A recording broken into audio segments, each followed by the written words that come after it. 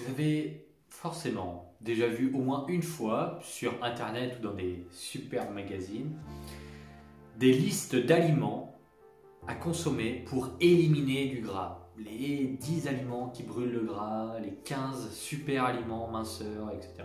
Bon, les 8 aliments que je m'apprête à vous livrer, que je m'apprête à vous partager dans cette vidéo ne sont certainement pas des super aliments magiques.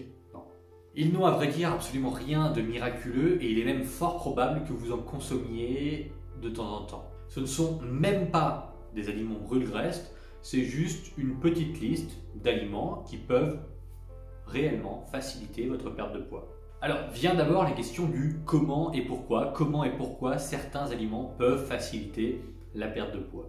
Eh bien, tout simplement parce que les enjeux nutritionnels principaux affiliés à une perte de gras sont les suivants. Premièrement, la gestion de la faim. Autrement dit, réussir à passer le plus de temps possible dans votre journée avec la sensation d'avoir le ventre plein ou au moins avec la sensation de ne pas avoir le ventre vide, qu'on pourrait réduire en disant éviter de devoir lutter contre la faim toute la journée. Premièrement parce que c'est désagréable, c'est pas intéressant d'avoir faim, c'est chiant.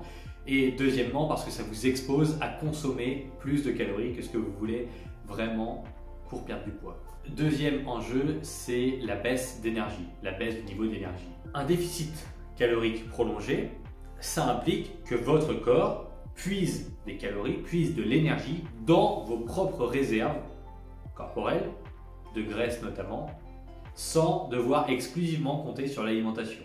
Forcément, ce processus, ça va et ça peut vous fatiguer avec le temps. Et c'est logique. Alors l'idée, c'est évidemment de limiter tant que possible la fatigue pour garder un bon niveau d'énergie au quotidien. Et c'est comme ça que certains aliments facilitent la perte de poids en vous apportant les nutriments nécessaires à éviter cette baisse d'énergie. Et enfin, troisième enjeu, c'est le maintien de la masse musculaire. Le but, c'est de perdre du gras, pas simplement d'éliminer du poids. En effet, tous les kilos perdus ne se valent pas nécessairement. C'est pas 1 kilo perdu vaut 1 kilo perdu vaut un autre kilo perdu. Non, il y a des différences dans la composition du poids que vous éliminez. Si vous éliminez 1 kg de muscle, ça ne vaut pas le fait d'éliminer 1 kg de gras. Par simplification, on dit perdre du poids, mais l'objectif réel est bien entendu de perdre du gras majoritairement. On essaiera donc de maintenir le plus de muscles possible pendant une phase de perte de poids et d'éliminer un maximum de graisse. L'idéal pour répondre à ces trois enjeux serait alors d'avoir un maximum de volume alimentaire tout en ayant un minimum de calories. Et qu'en plus, tout cela soit couplé à beaucoup de protéines, dont on connaît l'importance, notamment dans le maintien de la masse musculaire et dans le fait de favoriser l'oxydation du gras, puis des glucides en provenance de sources intéressantes, notamment les fruits et les légumes. Alors maintenant, je vais vous dévoiler enfin finalement cette liste des 8 aliments qui peuvent faciliter la perte de poids. Je vous affiche maintenant la liste entière à l'écran et on va détailler ça un peu. D'abord, on a le poulet, c'est la source de protéines la moins calorique. Ensuite, on a les œufs, c'est la source de protéines la plus biodisponible avec en plus le jaune rempli de nutriments indispensables.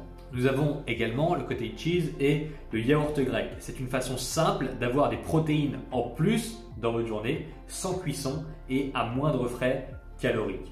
Nous avons après la pastèque et les fraises qui représentent 140 calories pour 500 grammes. Autrement dit, si vous mangez 500 grammes de pastèque ou de fraises, vous allez avoir un volume alimentaire extrêmement élevé pour un minimum de calories. Et je vous rappelle que c'est ce que l'on recherche, on l'a mentionné avant dans la vidéo. Et en plus de ça, on a de nombreux bénéfices nutritionnels, notamment vitamines et minéraux, vous pouvez en abuser.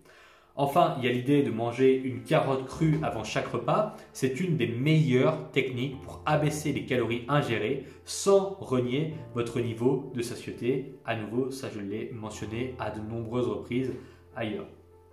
On a l'avoine qui est juste extrêmement intéressante pour le petit déjeuner et même dans des quantités réduites parce que les fibres vous seront notamment utiles sous divers angles. On a par exemple de l'avoine et de l'œuf mélangés. Vous pouvez faire un pancake avec ça. Et puis on y ajoute des fruits. Vous mélangez tout ça, donc pancake, avoine plus œuf, vous mettez des fruits par-dessus et c'est très bien, c'est un petit déjeuner rapide et extrêmement efficace sur le plan nutritionnel. Vous pouvez même le faire avec de l'avoine et un yaourt grec mélangé, vous rajoutez des fruits congelés, vous rajoutez de la cannelle si vous voulez, vous rajoutez de la poudre de coco, peu importe, et c'est extrêmement intéressant comme petit déjeuner parce que je vous rappelle qu'il faut absolument avoir des protéines au petit déjeuner, en tout cas selon moi c'est très important. Cette liste à l'écran, elle est bien entendu liée à des goûts personnels. Évidemment que cette tendance générale, elle est applicable sur le spectre complet des aliments que je vous ai décrits, à savoir si je dis que le poulet est intéressant, oui, bien sûr que la dinde est aussi intéressante, forcément c'est quasiment la même composition. Même chose pour les poissons comme le cabillaud ou le colin, on retrouve quasiment les mêmes quantité nutritionnelle dans le cabillaud, dans le colin, dans la dinde, dans les protéines, c'est-à-dire grossièrement 20 à 25 grammes de protéines pour 100 grammes, quasiment aucun glucide, moins d'1 gramme, et puis un tout petit peu de gras de l'ordre de 2 grammes maximum.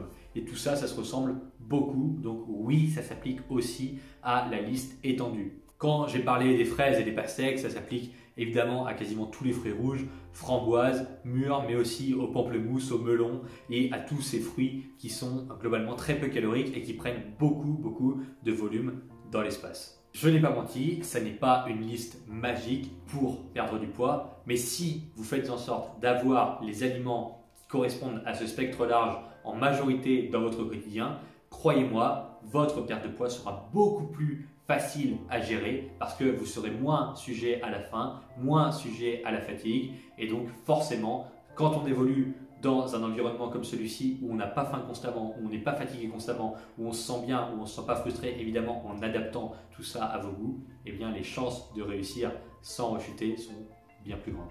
Pour aller plus loin que juste cette petite liste et cette petite vidéo, eh bien, je vous incite fortement à cliquer sur le premier lien juste en dessous ou sur le lien qui est dans ma bio sur Instagram. J'ai écrit un guide complet sous forme d'e-book qui fait 27 pages. Cet e-book est intitulé « Perdre du poids sans frustration grâce au rééquilibrage alimentaire » et vous pouvez le télécharger tout à fait gratuitement, simplement en cliquant juste en dessous.